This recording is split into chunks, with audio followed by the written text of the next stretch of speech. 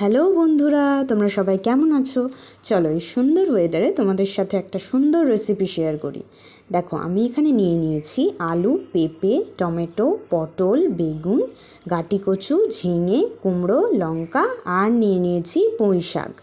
মশলার জন্য আমি এখানে আদা, রসুন আর লঙ্কাটা পেস্ট করে নিয়েছি।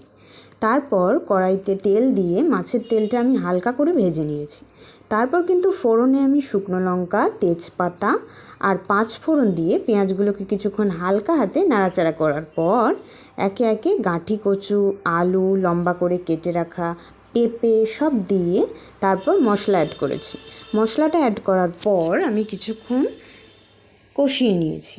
মশলাটা অ্যাড করার পর কিন্তু তোমরা ভালো করে কষিয়ে নেবে।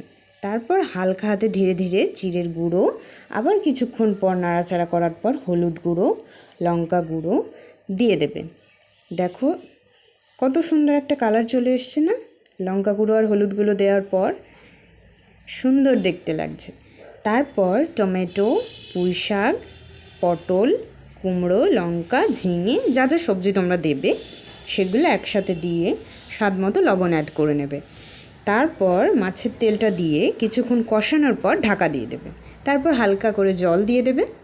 জল দেবার পর কিছুক্ষণ ঢাকা দিয়ে রেখে দেবার পর নামিয়ে নিলেই রেডি মাছের তেল।